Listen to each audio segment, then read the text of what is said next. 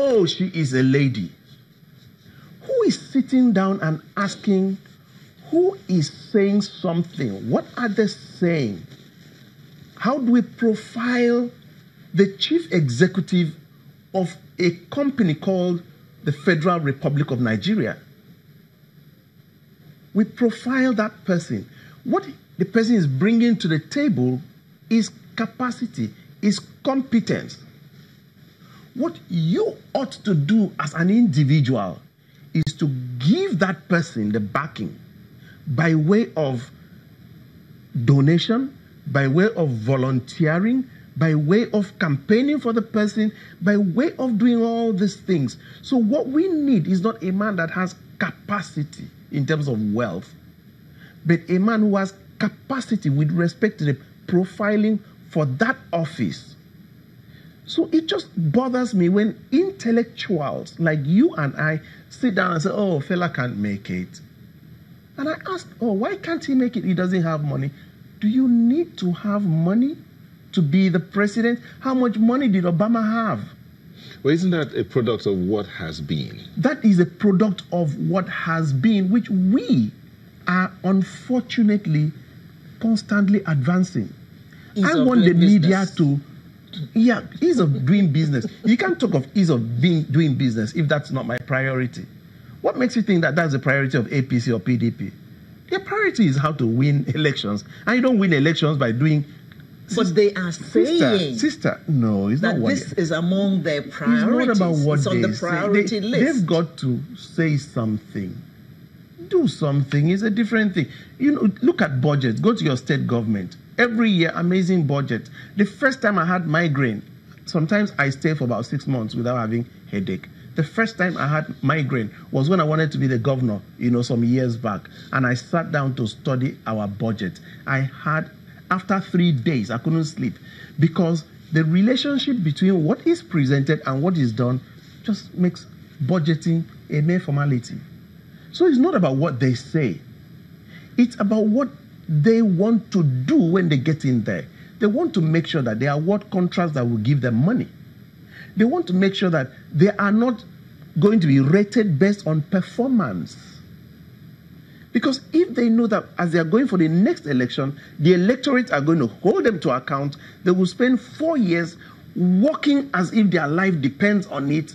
If they don't do that, does it take rocket science for us to know that there's something else they are thinking? And they've come again.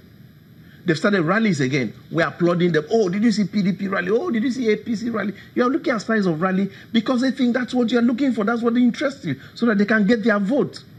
How many of us are saying, sir, please, we don't want these rallies again. We want town hall meetings. Come and sit down and talk. Look at the current president. Now, nobody takes it away from him that he has integrity. He said dollar will be 1 to 1. He said, I didn't say so. He said petrol will be 45 now. He said, I didn't say so. I can't blame him. I can't blame him because I want you to produce the tape when he said so. But this is a time for you to ask every single person, please leave those rallies and, sorry, I'm taking big business away from channels and the rest. But let's go down to town hall meetings. Okay. Just hold your thoughts. We'll take a quick break. We seem to be taking breaks whenever you're talking. We'll go on a quick break. I'll come back and Mr. Sean will have an opportunity to weigh in. Please don't go away.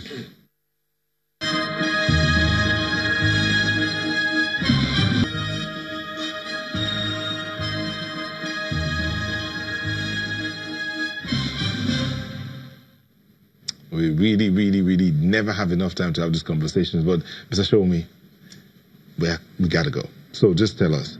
We started out with the ease of doing business. Yes. On the ease of doing business, it's quite appalling that today Nigeria, we're still talking about ease of doing business.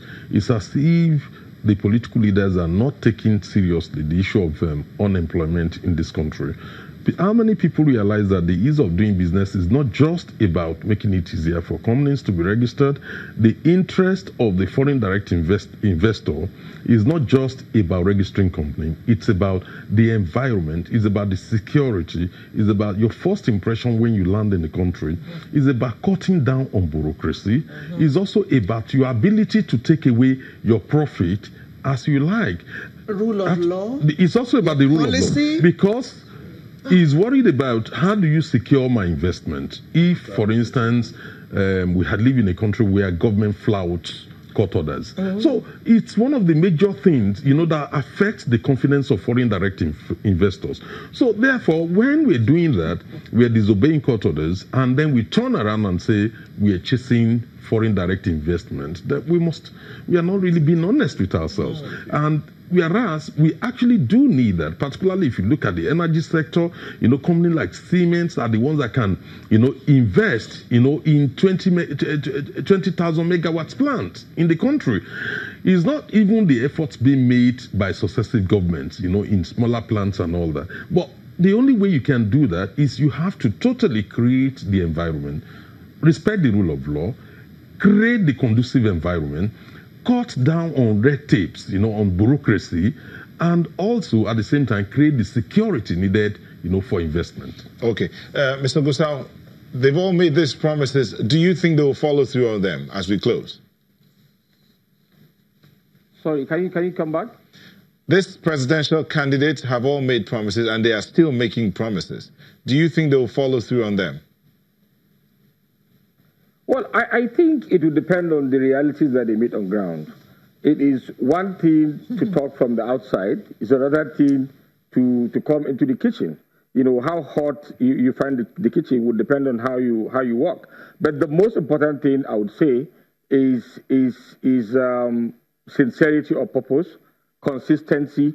I just want to comment on the issue of ease of doing business. Yes, it is true that there are lots of challenges in terms of how much, the current administration, what kind of effort that they have made in terms of making businesses easier in Nigeria. But I think one aspect that we tend to ignore is the fact that one of the major threats to ease of doing businesses in Nigeria for a long time has been the issue of corruption.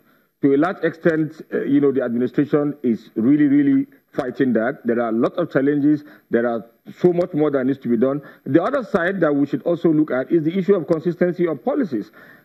There are people, even within the APC, that have seriously criticized the president, for instance, of not sacking a lot of the people that he met on ground, those people who are in charge of different policies because they were appointed by the PDP, administration. People had expected that as soon as he came in, he would sack everybody and begin to appoint, APC members. Well, as a party president, I would prefer that. But in terms of the country, I would tell you, he has tried to be consistent. And that's the kind of thing that we need in this country.